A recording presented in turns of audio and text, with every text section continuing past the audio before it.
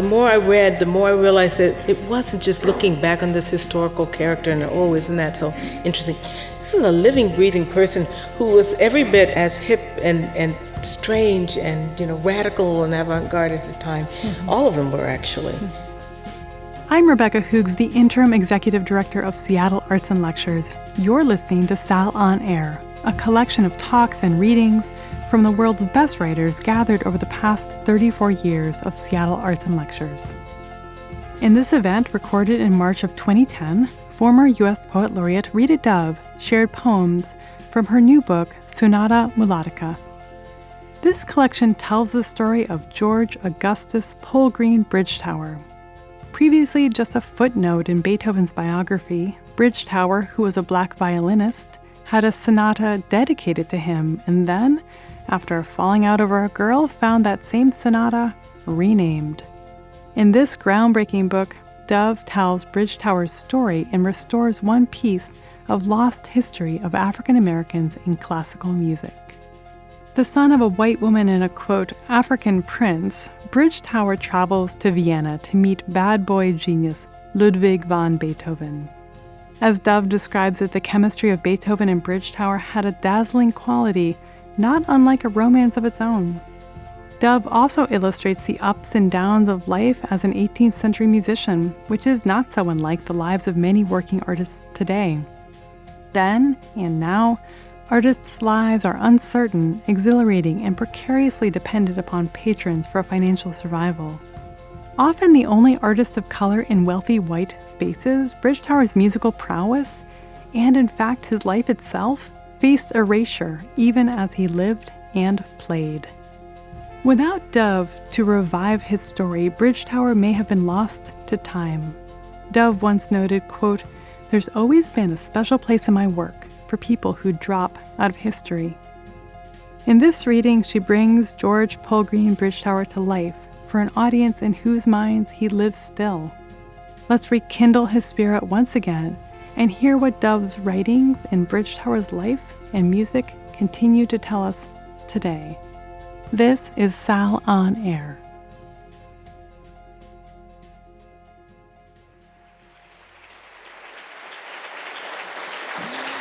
Thank you. You are a sassy crowd.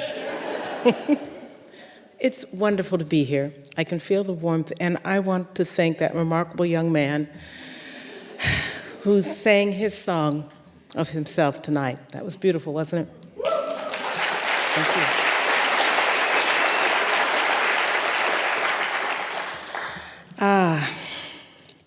I'm going to tell you a story tonight in poems about another remarkable young man, except that he lived, many centuries ago, a couple centuries ago. And his name, as Rebecca told you, was George Augustus Polgreen Bridgetower. Now, why should we even care? He was a virtuoso, and in his day, he was really slated to become a great person, and then he dropped out of history. There were several other things that were remarkable about him. We wouldn't probably even know about him if were it not for the fact that Beethoven had composed a sonata for him. And as Rebecca mentioned, you heard some of those strains of the Kreutzer Sonata as you came in. It was dedicated to Bridgetower, and we don't know a lot about that girl. She must have been something for history to change courses so dramatically. But the one thing that was so incredible to me was the fact that he was, in fact, a mixed race boy, that his mother came from somewhere in what is now modern-day Poland, and his father billed himself as an African prince. This is the major story. Yeah, he had a little sass in him as well. So let me start with the very first poem, but I promise you I will not read every poem. We will be here for 3 days. I'm going to kind of leapfrog through his life. The Bridgetower. If was at the beginning. If he had been older, if he hadn't been dark, brown eyes ablaze in that remarkable face. If he had not been so gifted, so young, a genius with no time to grow up, if he hadn't grown up, undistinguished, to an obscure old age. If the piece had actually been, as Kreutzer exclaimed, unplayable, even after our man had played it and for years no one else was able to follow, so that the composer's fury would have raged for naught, and wagging tongues could keep alive the original dedication from the title page he shredded. Oh, if only Ludwig had been better looking, or cleaner, or a real aristocrat, fawn instead of the unexceptional fawn from some Dutch farmer. If his ears had not already begun to squeal and whistle, if he hadn't drunk his wine from lead cups, if he could have found true love. Then the story would have held. In 1803, George Polgreen Bridgetower, son of Friedrich Augustus, the African prince, and Maria Anna Sowinki of Biala in Poland, traveled from London to Vienna, where he met the great master, who would stop work on his third symphony to write a sonata for his new friend, to premiere triumphantly on May 24th, whereupon the composer himself leapt up from the piano to embrace his lunatic mulatto. Who knows what would have followed? They might have palled around some, just a couple of wild and crazy guys strutting the town like rock stars, hitting the bars for a few beers, a few laughs, instead of falling out over a girl nobody remembers, nobody knows. Then this bright-skinned papa's boy could have sailed his 15-minute fame straight into the record books, where instead of a Regina Carter or Aaron Dworkin or Boyd Tinsley sprinkled here and there, we would find rafts of black kids scratching out scales on their matchbox violins so that someday they might play the impossible. Beethoven's Sonata No. 9 in A major, Opus 47, also known as the Bridgetower. I happened to see that the symphony is actually playing Beethoven's fourth tonight, so it's a bit of serendipity there, a little bit of Beethoven below us, and here as well. The first time we hear about Bridgetower, if you dig through the dusty archives, is in the year 1789. He's 9 years old, and his father has taken him on the road. He was discovered to be a prodigy by Haydn, no less, who happened to be working on the same estate that young Bridgetower's father was. His father was a valet, and Haydn was the music director of this Hungarian count's estate. And they discovered this boy had an ear for music. And so Haydn, it is rumored, gave him lessons. The father, who seemed to be pretty much of a charmer, he knew lots of languages and knew how to market himself, decided that, I guess sort of like a soccer mom, he decided to take this boy on the road and, he was going to push him. And so he took him on the road to give concerts. And the first concert that we have note of is in 1789 in Paris, no less, which in 1789 was not exactly the place to be, if you think back. But they kind of scooted in right, before the revolution and then scooted out again. He played in front of an audience that was full of diplomats and dignitaries in France getting a little antsy about this revolution brewing. And in the audience, you'll notice a couple people in this audience that, or at least one, you might recognize. This poem is called What Doesn't Happen. The notion that the carriage wheels clattering through Paris remind him of the drums from the islands in his father's tales. Click, clack, sputter, whir. He could make a song of it, dance this four-in-hand down the cobbles of the Rue de Bac as he balances his small weight against the pricking cushions. Clack, sputter, whir. All the cadences jumbled together except the thudding dirge of his heart. That he can see, in curtained twilight, the violin case in his lap twitch with every jounce like an animal trapped under the hunter's eye. That he can sense down shrouded alleys danger rustling just as surely as he can feel spring's careless fingers feathering his chest and smell April's ferment in the stink of the poor marching toward him. Though none of this is true, he hears nothing but clatter. He can't see the rain-slicked arc of the bridge passing under him as the pale stone of the palace rears up and he climbs down to be whisked into the massive salle des machines, his father's cloak folded back like a bat's tucked wing. Because it was a dry spring that year on the continent. Nonetheless, he ignores his heart's thudding and steps out onto the flickering stage, deep and treacherous as a lake still frozen at sunset, aglow with reflected light. Soon the music will take him across. He'll feel each string's ecstasy thrum in his head and only then dare to open his eyes to gaze past the footlights at the rows of powdered curls. Let's see the toy bear jump his hoops. Nodding, lorgnettes poised, not hearing, but judging. Except for that tall man on the aisle with hair the orange of fading leaves, and the two girls beside him, one a younger composition of snow and embers, but the other, oh, the other dark, dark yet warm as the violin's nut-brown sheen, miraculous creature who fastens her solemn black gaze on the boy as if to say, "You are what I am, what I yearn to be," so that he plays only for her and not her keepers. And when he is finally free to stare back, applause rippling over the ramparts, even then she does not smile. So the guy,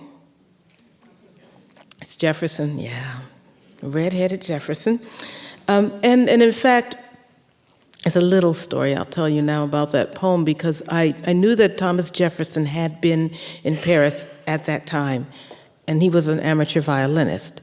And I thought, wouldn't it be great if he actually had gone to one of George's concerts? But I couldn't find it anywhere. And my husband said, "Oh, you're a poet, make it up," you know.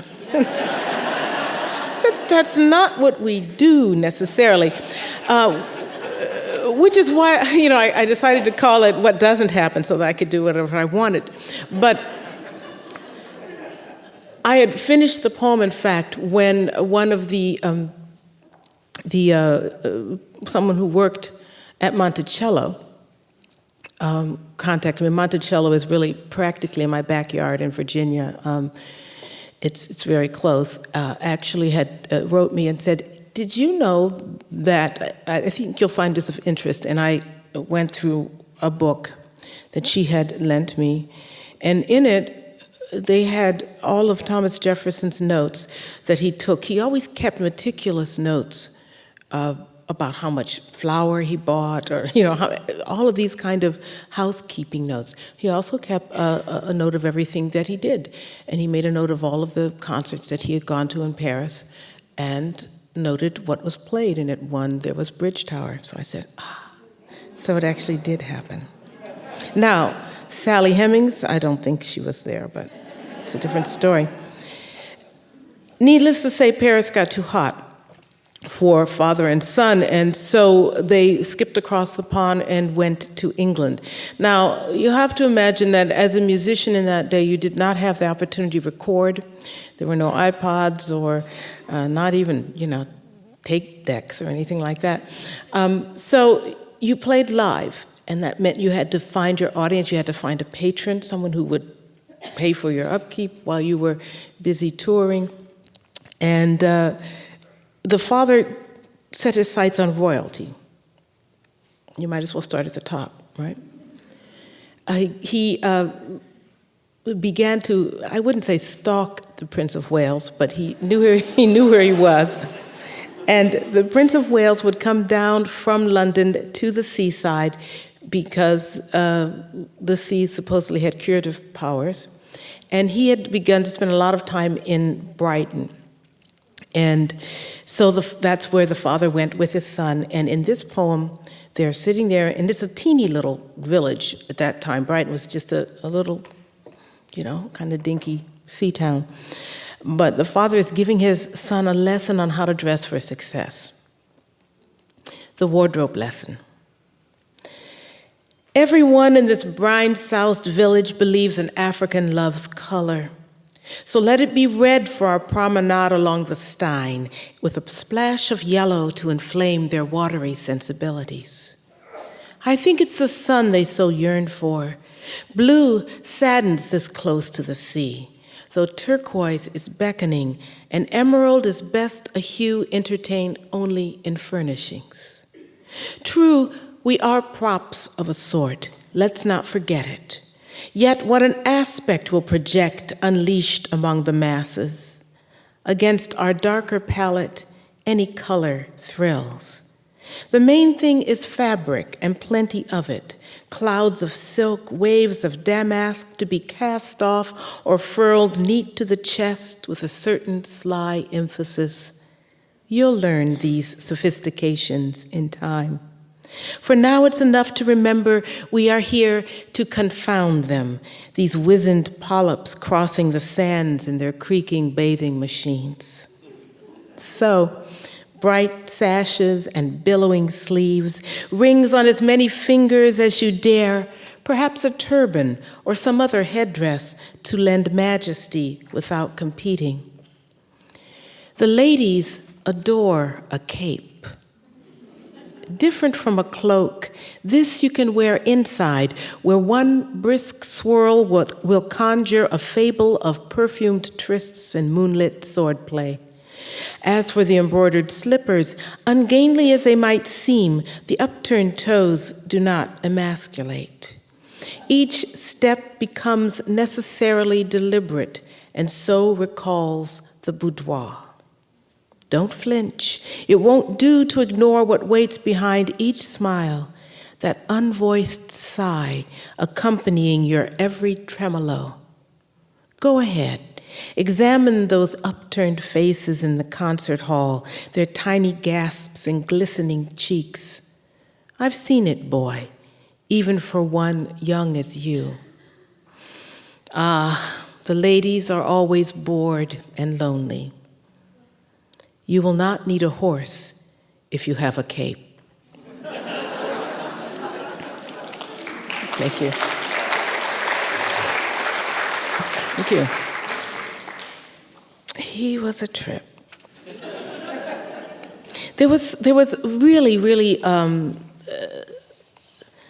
once I began digging, there was so much there, which makes you wonder about all of the songs that have been snuffed or buried for now. And I stumbled upon this story by watching a movie, Immortal Beloved, which was a biopic about Beethoven. And there is a scene where Beethoven is walking through a group of musicians, and there was one black violinist in this group. My husband and I looked at each other like, what? And that sent me, the curiosity sent me looking. And once I looked, I became really fascinated with this idea of what it was like to be in London at that time, to be in Europe at that time. One of the things that I discovered was once the father and son did go to London, following the prince, of course, and began to start doing concerts in London itself, that music, like everything else, was a class-based system. You could play in the concert halls, And little George, who was 10 at this time, was playing in the concert halls. He was a kind of a novelty. And you could get your music that way. On the far end, on the lower end of the scale, were the street musicians. And the street musicians earned their money playing outside of the theaters a lot of the times, where people would go in to hear other music. One of the really popular street musicians of the time was a man who called himself Black Billy Waters. And he had a peg leg, he played the fiddle, and he played outside of the Adelphi Theater. And by all accounts was very, very popular. So this is Billy's song. Now Black Billy Waters, I was trying to figure out how to convey this guy. I thought, there he is playing the same songs over and over again, to get a coin here or there. And the form which seemed to really work with that very well was a villanelle. So this is a villanelle, but it's a little bit longer. It's a villanelle gone wild, as I'd like to imagine Black Billy Waters was as well. Black Billy Waters at his pitch. Adelphi Theater, 1790s. All men are beggars, white or black. Some worship gold, some peddle brass. My only house is on my back. I play my fiddle, I stay on track, give my peg leg, thank you, sire, a jolly thwack. All men are beggars, white or black. And the plink of coin in my gunny sack is the bittersweet music in a life of lack. My only house is on my back. Was a soldier once, led a failed attack in that greener country for the Union Jack. All men are beggars, white or black. Crippled as a crab, sugary as sassafras. I'm Black Billy Waters, and you can kiss my sweet ass. My only house weighs on my back. There he struts like a Turkish crackerjack. London queues for any novelty, and that's a fact. All men are beggars, white or black. And to this bright brown upstart hack among kings, one piece of advice: don't unpack. All the home you'll own is on your back. I'll dance for the price of a mean cognac, sing gay songs like a natural-born maniac. All men are beggars, white or black. So let's scrape the catgut clean, stack the chords 3 deep. See, I'm no quack, though my only house is on my back. All men are beggars, white or black. Thank you. Thank you.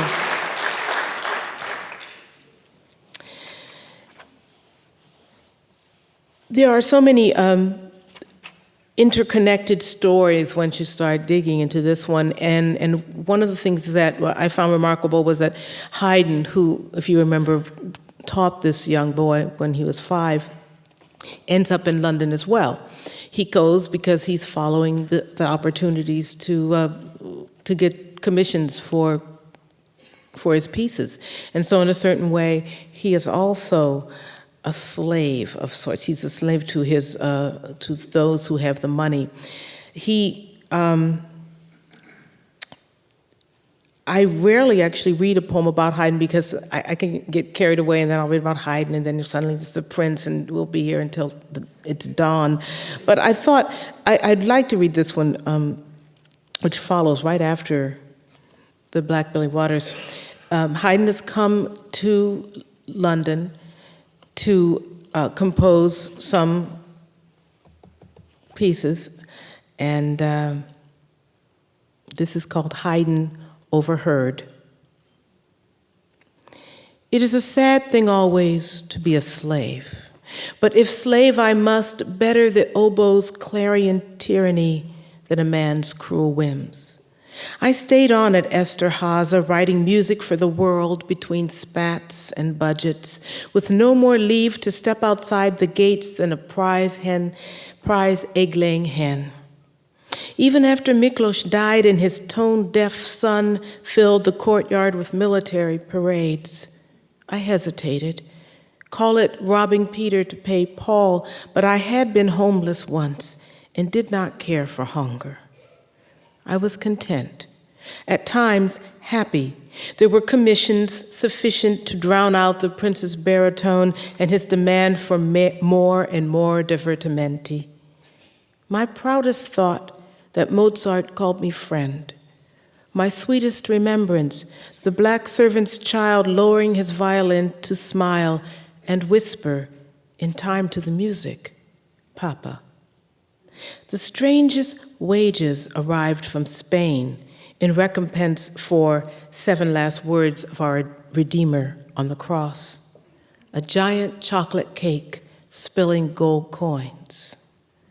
But the finest gift I ever received was the vision of Johann Peter Solomon with his flamboyant nose and cape swirling across my doorstep. "I've come to fetch you," he said. It was December. We set out from Vienna on the 15th for London, that great free city. The musicians were under that thrall too, to always find the next gig. It's not much has changed, actually. And so their paths do cross again, and in the court, as a lot of artists' paths cross then. The father continued to lobby for concerts for his son and continued to romance the women. And he romanced one too many. And finally, the complaints reached the prince's ear, and he banned his father from the country. He simply told him to go away. He paid for the boy and sent the father away and told the child that now he was going to make sure that he had a proper education. So you have a 10-year-old young man in London, foreign tongue, foreign people, no family, but a cushy, cushy job. So here's little George. The prince says, "We're going to get you out of those clothes his father had put him into." The undressing. First the sash, peacock blue, silk unfurling round and round until I'm the India ink dotting a cold British eye. Now I can bend to peel off my shoes, try to hook the tasseled tips into the emerald sails of my satin pantaloons. Farewell, Sir Monkey Jacket, monkey red. Adieu, shirt tart and bright as the lemons the prince once let me touch. Goodbye, lakeside meadow. Goodbye, hummingbird throat. No more games. I am to become a proper British gentleman, cuffed and buckled with breeches and a fine cravat. But how? My tossed bed glows, while I am a smudge, a quenched wick, a twig shrouded in snow.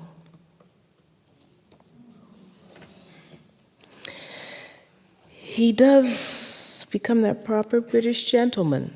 How could he not? And that was the way to survival. And I'm going to jump over a few years, about 10, maybe a little more than that. And by all accounts, he was quite a looker. He grew up to be quite good looking. There's one unfinished drawing of Bridgetower, and I concur. He was also a phenomenal violinist. He was the first violinist in the Prince's orchestra, private orchestra, but he wanted more, and he had heard about this madman, Ludwig van Beethoven, who was composing impossibly difficult stuff, and he wanted to go and meet him, and so he got a leave of absence at a young age, in his early 20s, to go to Vienna to seek him out. He also went and visited his mother. We don't know much about this. All we know is that he stopped in Dresden and that his mother had been in Dresden. We don't know much about his mother at all. Women weren't important in that society, and so they just disappeared entirely. But he did stop there, and then he ends up in Vienna to meet Beethoven. And when Beethoven, what he didn't know as he was traveling across Europe to go to Vienna to meet Beethoven was that Beethoven himself was trying to decide if he was going to return to Vienna. He was right outside of Vienna trying to find a cure for his deafness. He was beginning to go deaf. And the doctor told him fresh air will do it. And so they sent him to a little village. This deafness, by all accounts, it wasn't like sudden, and it was not even creeping. There were good days and bad days. You know, it was like a bad radio signal you're trying to get in, which must have been hell for a composer. And in this poem, we have Ludwig van Beethoven in this village, just contemplating his return. Ludwig van Beethoven's return to Vienna. 3 miles from my adopted city lies a village where I came to peace. The world there was a calm place, even the great Danube no more than a pale ribbon tossed onto the landscape by a girl's careless hand. Into this stillness I had been ordered to recover. The hills were gold with late summer. My rooms were 2, plus a small kitchen situated upstairs in the back of a cottage at the end of the Herrengasse. From my window, I could see onto the courtyard where a linden tree twined skyward, leafy umbilicus canted toward light, warped in the very act of yearning, and I would feed on the sun as if that alone would dismantle the silence around me. At first, I raged. Then music raged in me, rising so swiftly I could not write quickly enough to ease the roiling. I would stop to light a lamp, and whatever I'd missed, larks flying to nest, church bells, the shepherd's home toward evening song, rushed in, and I would rage again. I am by nature a conflagration. I would rather leap than sit and be looked at. So when my proud city spread her gypsy skirts, I re-entered, burning toward her greater, constant light. Call me rough, ill-tempered, slovenly. I tell you, every tenderness I have ever known has been nothing but thwarted violence, an ache so permanent and deep, the lightest touch awakens it. It is impossible to care enough. I have returned with a second symphony and 15 piano variations, which I've named Prometheus, after the rogue titan, the half a god who knew the worst sin is to take what cannot be given back. I smile and bow, and the world is loud. And though I dare not lean in to shout, can't you see that I'm deaf? I also cannot stop listening. We'll return for the rest of the event with Rita Dove in a moment, but first I wanted to share the exciting news that she is returning to Sal on December 3rd, 2021, to talk about her first volume of new poems in 12 years. Playlist for the Apocalypse is Dove's poignant meditation on injustice, an investigation of the vacillating moral compass guiding America's experiments in democracy. We couldn't be more excited to welcome her back for this conversation. Tickets for this online-only event are available now at lectures.org. And now, more from Rita Dove.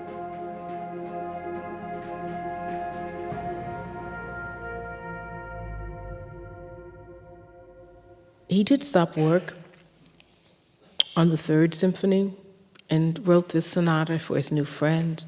And they did pal around. They actually went out for some beers. It's probably where that girl came in the story.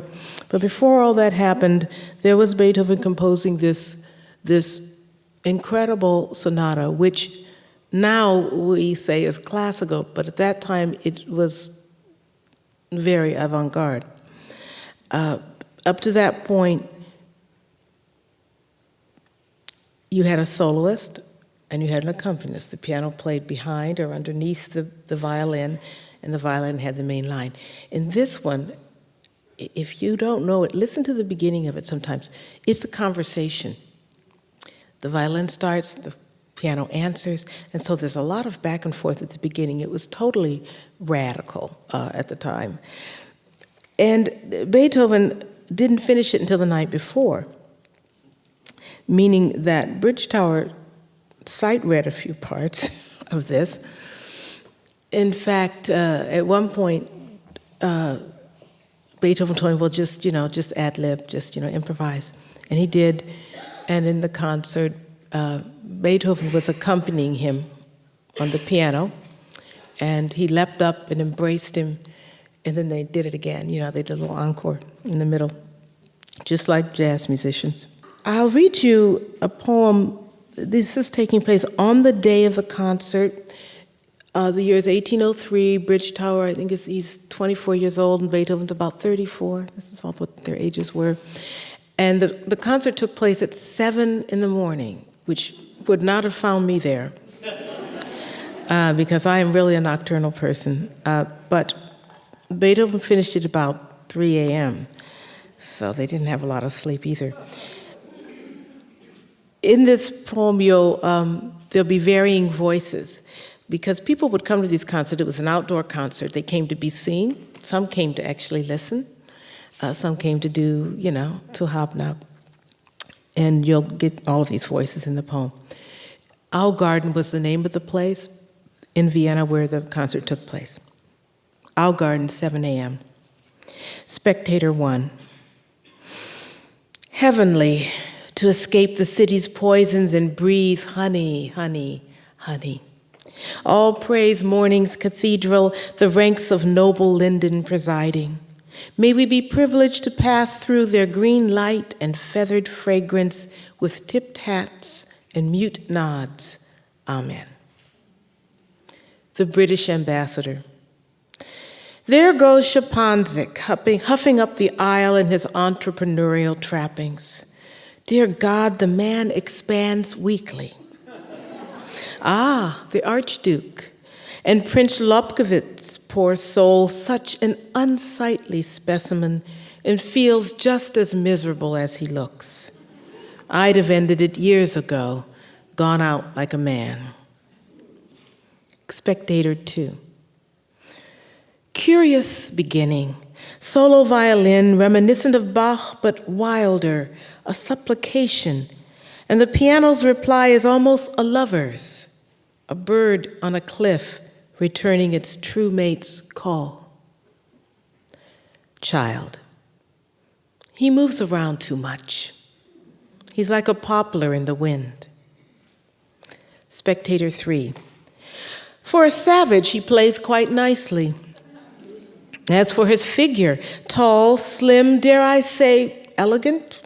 I'd heard he was a charmer, but never thought chimney soot applied to countenance could be considered handsome. Spectator 2. What a furious storm he rides, and Beethoven listing from side to side in accord with the gale, bobbing that Rumpelstiltskin head as if to say, well done, my boy. That's it, a father to his prodigal son, come home at last.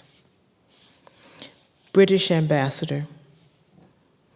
To call this a sonata is obscene. A presto is presto, and adagio, well, slow is meant to stay slow. This Beethoven is as loopy as they say. Imagine insulting the prince when he simply requested a song, smashing figurines, dashing off in the middle of dinner. Spectator 1. I thought that infernal back and forth would never cease. A concert's meant for reverie, to drift away on nature's curative susurrations. Ah, a theme in variations. That's more like it. Child. I like his waistcoat. How can he see out from all that darkness?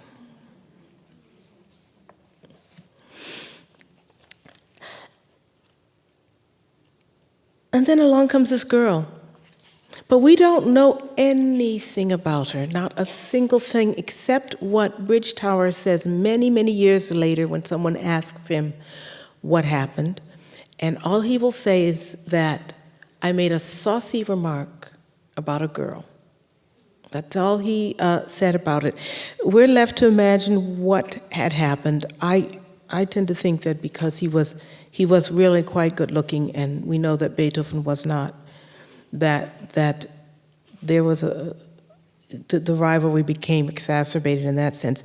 But the upshot of it was that a mere, really 3 weeks after this concert, the next time we notice anything in history about Bridgetower is that he is leaving Vienna, and he is on his way back to England. And he lives a very long life. He lives to be 80 years old.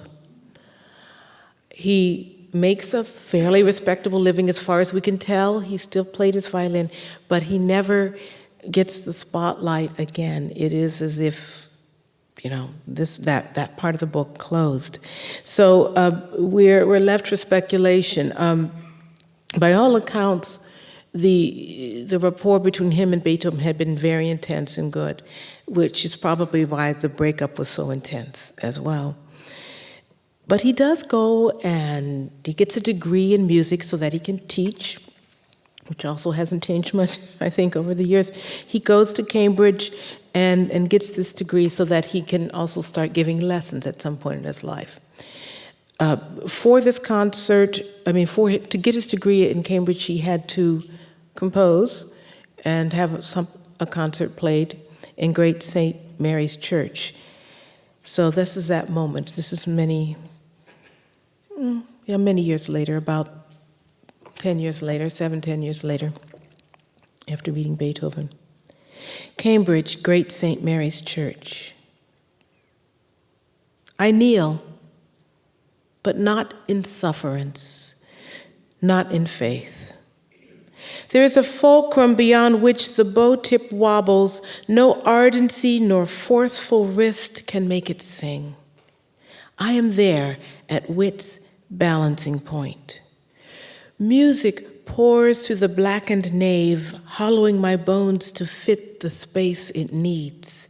It needs so much of me, the soul's wicked cartridge emptying as fast as it fills.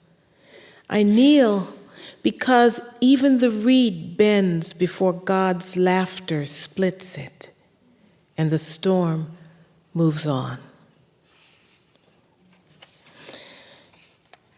Because I read a poem about Haydn at the beginning, let me read you another one on this end of the spectrum, because at the same time that their paths are crossing all the time, and Haydn at this point, it is back in Vienna. He's a very old man. In fact, it's about a month before he dies. And another thing that was going on, I can't tell you all the things that were going on, but another thing that was going on in Europe at this time was Napoleon, of course, because we had that French Revolution at the beginning. And Napoleon is, every time I turned around, he was there. I guess that's how most people felt. And he, at this point, he has actually taken over Vienna, and the emperor has fled, and Haydn is far too old to leave, but Napoleon, because he honors Haydn's music, has decided to put a guard up around his house, which Haydn just simply abhors. And what this old man does is that every day he would get up, get dressed, because he always got dressed, and would make it, because he wasn't moving very well at that point, but he would make it over to the piano, which was next to the window, and he would play this song that he had composed, which became the anthem for the Viennese. So he would play this very loudly every morning for the honor guard, and then he would, go back. So this is Haydn serenades the Napoleonic honor guard. When I was a boy, I snipped off a choir mate's pigtail just to see if the scissors were sharp. I was caned, then expelled. I had no prospects. My voice had cracked. The streets were cold and lacked music. And now you have arrayed yourself into a thorny hedge around my home. You have been placed in the streets by a pugnacious little man who has learned to stomp his foot until the continent quakes. I am weary of his chronic percussion. My emperor has fled. Across the city, rooftops are breaking out with white flags like pustules blotching a beloved face. I have never been good-looking, but have always dressed carefully. Now that I am old, your leader wants to keep me safe. Spare me your crude fanfare, honor guard. I have starved in these streets with nothing but a splintered voice and the angels inside my head. Found paradise while dozing before the sparse embers in an old friend's only grate, the warm milk thick on my tongue. Even now, it is the grandest taste I have known. In the end, it was good to have no influences. Every day now, for as many days as are given me, I will rise and dress and go to the clavier to play my folk song, my final oratorio, so those who need to will hear. Admit it, toy soldiers in your fine blue and gold trappings, your white strapped chests. Even your ears are humming. Even your red plumes shake.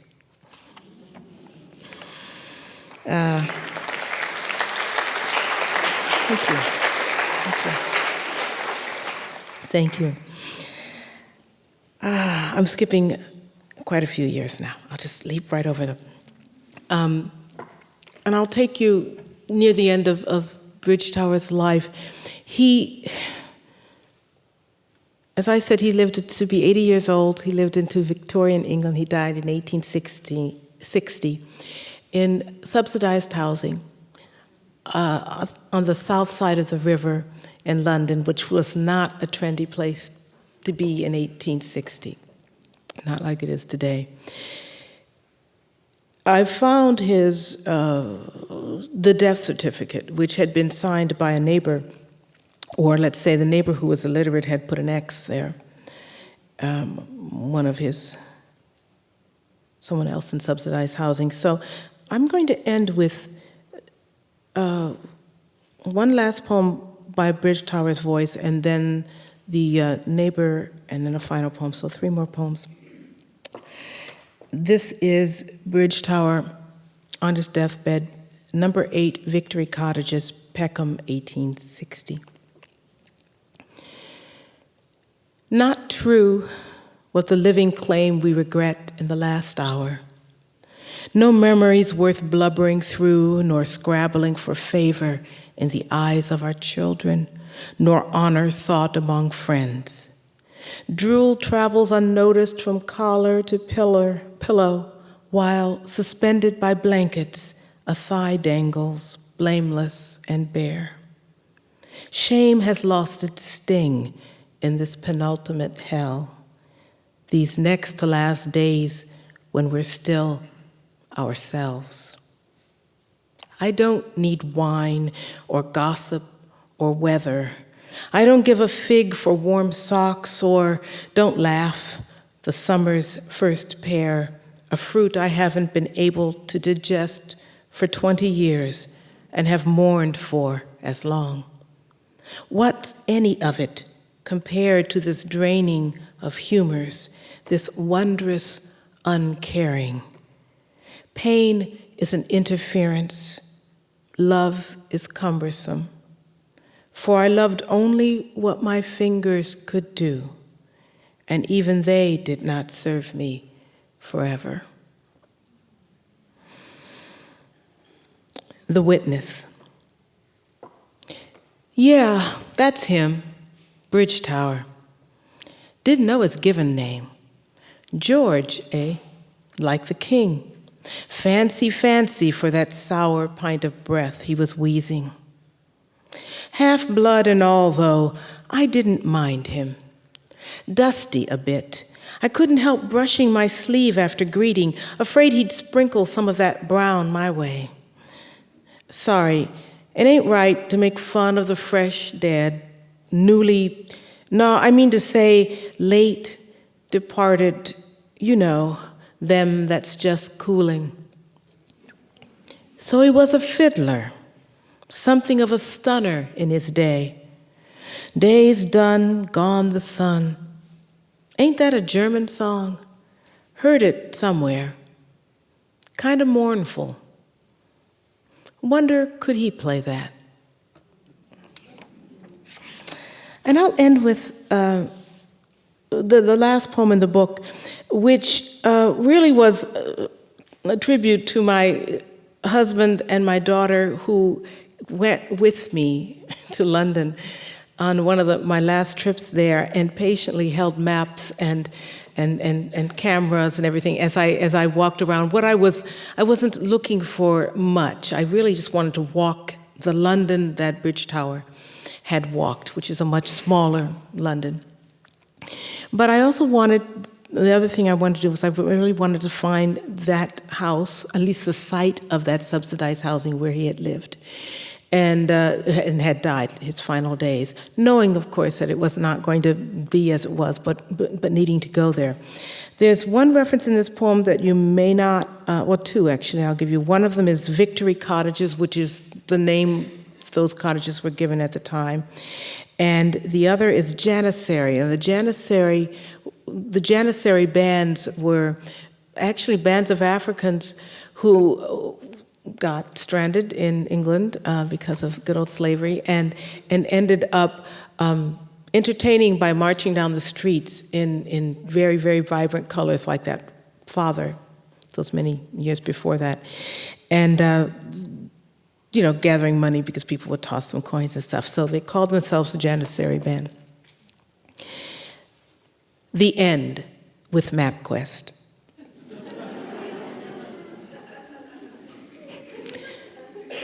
Will I cry for you, Polgreen?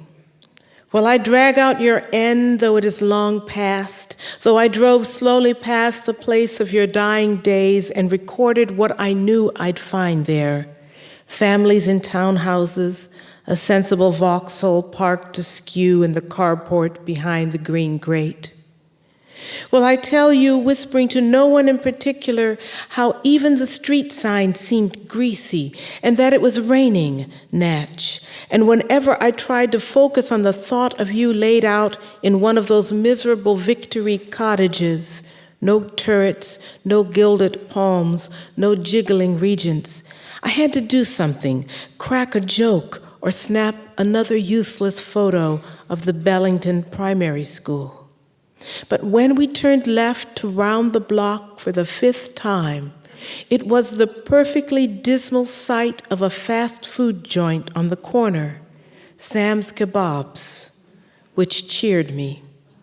Would you understand? The red and yellow neon script shouting like a Janissary band, so tacky it was buoyant, colorful because there was no good reason to be afraid of shouting with the whole world determined not to hear you, though they tried to shut you up all the time. Do I care enough, George Augustus Bridgetower, to miss you? I don't even know if I really like you. I don't know if your playing was truly gorgeous or if it was just you, the sheer miracle of all that darkness swaying close enough to touch, palm tree and sambo and glistening tiger running circles into golden oil. Ah, Master B, little great man, tell me, how does a shadow shine? Thank you.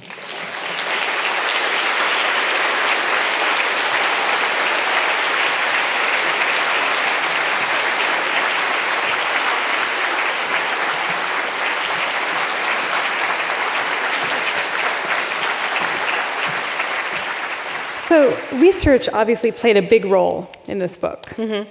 Could you talk about how you balanced research and writing, and if research has always been a part of your process? I really don't think of research as something arduous, or as research, I guess one would say. But I really think of it as curiosity, just something that keeps me going. And when I first, stumbled upon George Bridgetower's story, I actually did not think that I was going to write poems. I didn't immediately think, let's write some poems. I just wanted to know more about him. And in fact, I thought the story was could be a good film. I didn't think I was going to write poems about it. But as I began to try to find more and more about this guy, and there was so little, and thank God for the internet, and which led me to other places, and then I could get to the right libraries.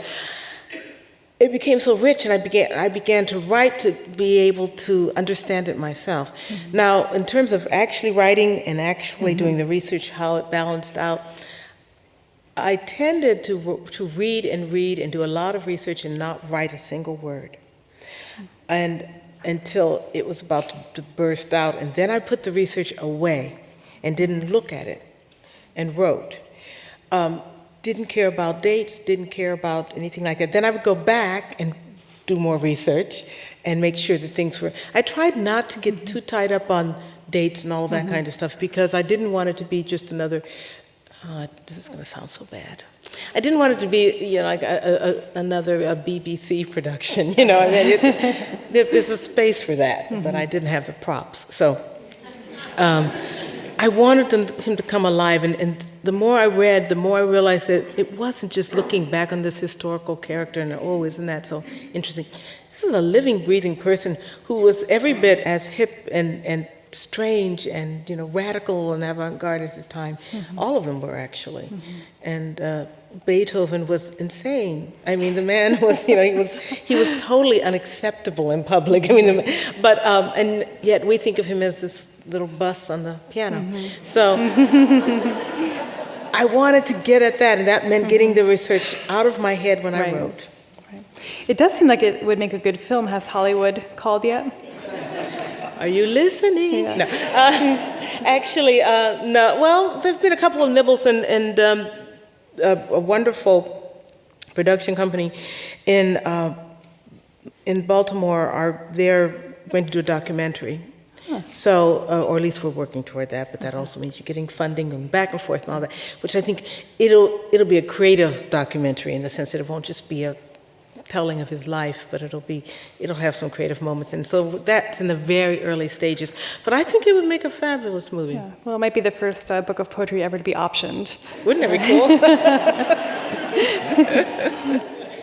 I read that when you came across Bridgetower in the film and Googled him, you realized that you actually had heard the story long before, but you said that you had passed it by because you weren't ready for it yet. In what ways were you not ready, and how did you become ready? I grew up playing the cello. I started playing when I was 10, and so classical music was always part of my life, and I loved doing string quartet, small ensemble work, because it is so much like jazz. It really is. I mean, you have to listen to each other, and so anyway, I love doing that. So in the course of all of that classical music, I had run across this story, but I had, when I say I wasn't ready for it, it was long before I had my chops as a poet. It was not anything that I could think of in that way, and so as a consequence, it was just I shouldn't say just, but in the world, just one more story of someone who disappeared. When I saw the movie, and it kind of hit me anew, and then I began research. I said, oh yes, there are many other prodigy African classical musicians who came up at that time. Just his story was one that I had never really gone into. You noted at a conference, and you sort of referenced tonight, that this is a very male book. It's relentlessly male, you said. Was that challenging for you? And did you have an impulse to make it less male, or to try to weave women into the story? Oh gosh, it was. It was sometimes. It was very hard, because there were two things that really frightened me a lot at the beginning, and one of them was the fact that Beethoven was sitting there, like Beethoven, and I realized fairly early on that I would have to speak in Beethoven's voice. Could I presume to be Beethoven? Once you got over, presuming to be Beethoven, after that, everything else is a piece of cake. And I realized that, to presume to speak in anybody's voice, as long as you're doing it out of love, as long as you're doing it out of this feeling of wanting to sing their song, then it's perfectly fine. You're going to be hopefully true and honest to it. That was the one thing. But so the male part, I would check every once in a while with my husband, with other male friends, to see if I was getting it right, particularly the seduction scenes, which was kind of, it was kind of fun, actually. There were times when I would just kind of explode, boil over, and I'd stomp out and say to Fred, "Oh, you guys are just pigs," or something strong. And then I would stomp, and he was smart enough to just let me rant, let me go back in there and then be a male again. I could not in any kind of honest sense make that book less male. It would not have been true to what was happening. It was just that women just weren't regarded. They just, it wasn't even something aggressively anti-feminine. They just didn't count. I wanted desperately to find more about his mother, and the more I looked, the more I realized that it wasn't there. It was only there in some of the most heartbreaking kind of details, like the Prince of Wales did send some money. They found in his accounts that he had sent a certain amount of money every month to Dresden, and then it stopped. And so that's how I knew when she had died. But that was not even her name. It's really wild. Speaking of your poor husband, I read that you were something of a hermit while writing this book, and really were only talking to your family members, and that you also refrained from sending the poems out for publication. That you really you held the book back, and you also just sort of went into this intense kind of writing period.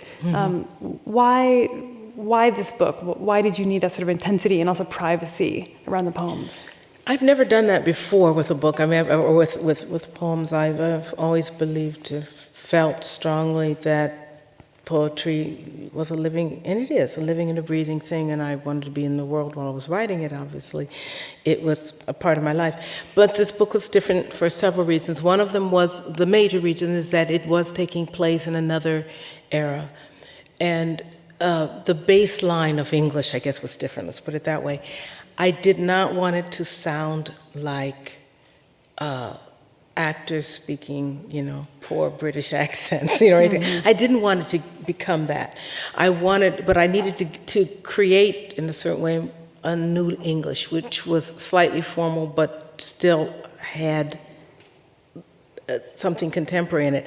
And I could not figure out how to do that and still talk to other people, I guess. But there was another reason, and that was that it's hard to know if something is really working or not. When, this is going to sound kind of odd or indelicate, but I had people asking me to submit poems for magazines, or just they'd print anything, and I said, well, how can I tell if it's any good if you're just going to take it because I'm Rita Dove? And so I got tired of hearing my own voice. I got tired of hearing my own voice in interviews. I got tired of hearing everything popping back. And so I had a sabbatical, and I decided that, well, actually, I began preparing for it even before the sabbatical. I stopped accepting reading engagements, so I didn't read for about a year. And I didn't give readings, I should say, for about a year. I read books, but and I also didn't send any of the poems out because it was also very delicate. I was writing. Sometimes I'd write a poem about where Beethoven was in it, and then it'd be one of the children's poems, and then Napoleon would come in, and so I was going all over the 80-year span, and I wasn't sure it was going to come together. I really wasn't, so I didn't want to send something out and either have it, not find an audience and be totally discouraged, or have it find an audience and wonder if it was really true. Right. So I just decided to go cold turkey. Right. This relates to a question I was wondering, maybe you could speak more about that. I mean, you're obviously a masterful poet with many, many books.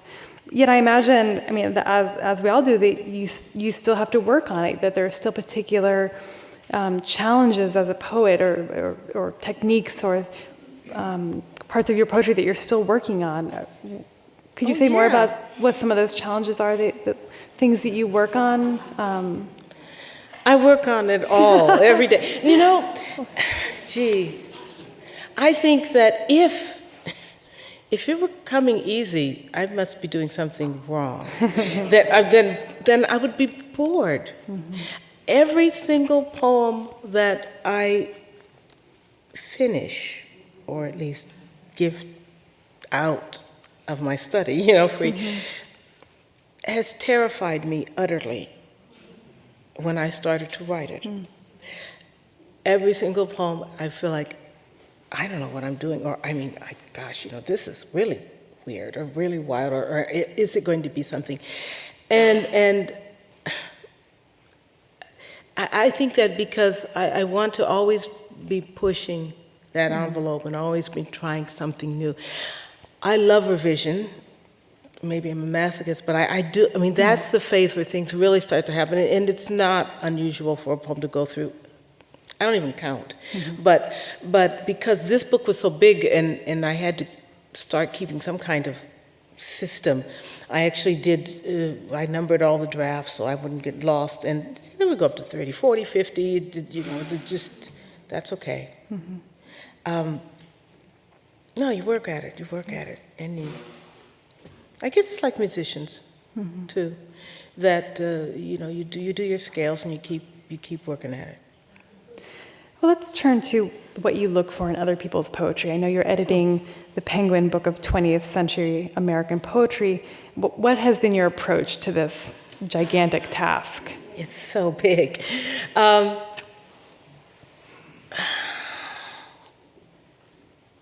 It's hard. And I'm still struggling.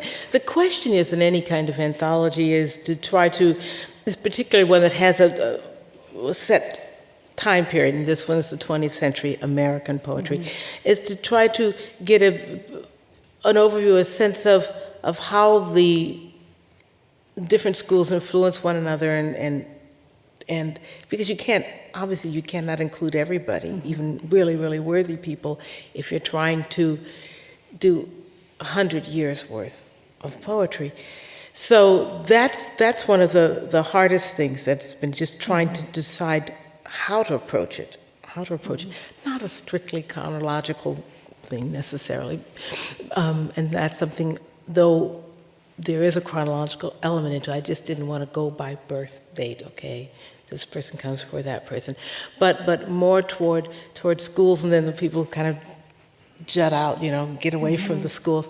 Because and it's been really, really hard. It's been so hard making decisions, who's not going to be and who isn't, and also to figure out the relative weight of people. Mm-hmm. How many poems does William Carlos Williams get as opposed to?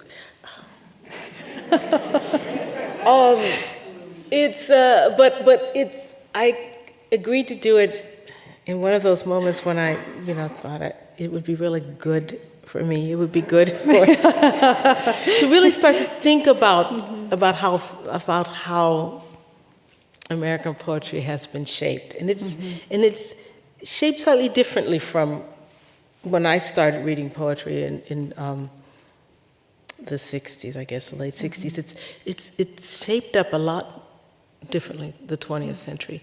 So I approached it actually at the beginning the same way that I approached the Sonata Mulattica, and the same way that I approach any poem, which is just to dive in without any consequence, without thinking about chronology or paths, just what poems immediately that I love. Mm-hmm. And then how did that person get to that point in their life? Who influenced them? So I had this mass of stuff. It was just far too much, you know.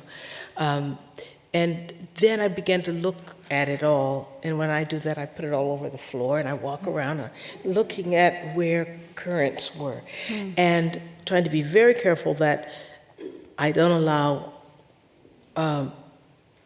the poems that were necessarily my favorites, you know, when I was growing up, that I don't let that cloud over other things. In other words, you look for the fresh and the different, and I don't know. It's shaping up very, very. I think the Penguin people have been remarkable. They've been really wonderful. They let me do this strange way of putting it together, you know, and not giving them the master list right away, but give them little pieces of. Well, here's a little clump, and here's a little clump over here. They've been great, though. Do we have a publication date yet? We have several. Which one do you want?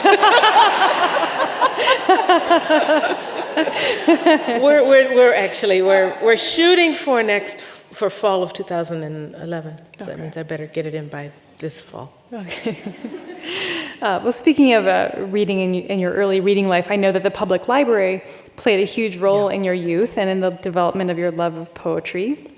You would just browse along the shelves, finding books that appealed. And do you think the library is becoming or has become endangered?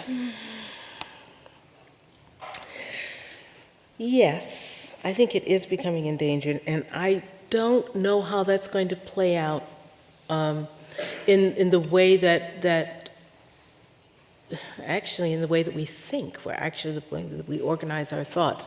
What really helped me when I was growing up, when I was allowed to browse that library, is that I could wander physically into a space and bump into an area that would have intimidated me, but since I was there in person, I could pull off a book, a chemistry book, you know, kind of look and say, oh, it looks kind of cool. Put it back, and then, you know, or whatever, and go. Whereas you don't browse the same way if you're using the internet, if you're downloading something. You do not bump into things in the same way.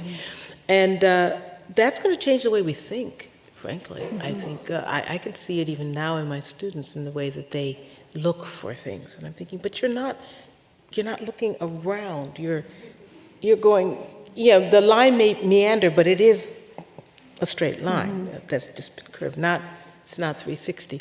So I worry. I really, truly do worry. What I find wonderful about the libraries now is that they are able to have enough of a computer sensibility in the libraries that kids can actually learn to search the internet. You can find. I mean, I use the internet all the time, but it's nothing like a book. And I'm an old-fashioned girl. I just give me a book. Give me a book.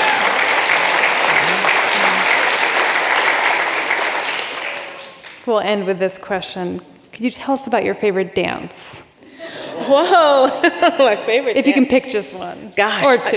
Actually, I can't pick just one dance. And I'll preface it by saying that I always grew up with music, all kinds of music, and it wasn't just classical. There was all sorts. And I was in a jazz band when I was in high school. But in terms of doing ballroom dancing, which my husband and I do, at first my favorites were all the Latin dances, particularly samba and cha-cha, sometimes rumba, sometimes rumba. But and I thought the other ones, waltz and foxtrot, that was just too square. But they're pretty fabulous too. And now it depends on my mood, and that's what's so wonderful about any kind of art form, actually, but I'll couch it in the metaphor of dance. What's wonderful about the ballroom dances is that you can find as much freedom in a foxtrot as you can find in a cha-cha, as long as you know how to do the basic steps, as long as you, practice your scales. Then there's all sorts of freedom. You can stretch the line, and you don't have to have a favorite. It depends on your mood, just like you don't have to have a favorite kind of poem. Or a favorite kind of literature. It depends on your mood, and that's the beauty of it, really.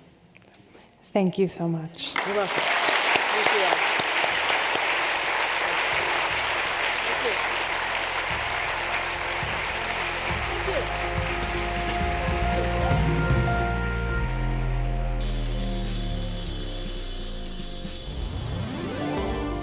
It was such an honor to host Rita Dove in 2010 and to bring her back to the podcast today. Thank you to the Seattle Arts and Lectures staff, board, and community, and thanks to all of you for listening. This show would not be possible without you. Our show is produced by Jack Straw Cultural Center with theme music by Daniel Spills. To hear more, subscribe from wherever you get your podcasts, and while you're there, rate and review us 5 stars so that more people can enjoy Sal on Air.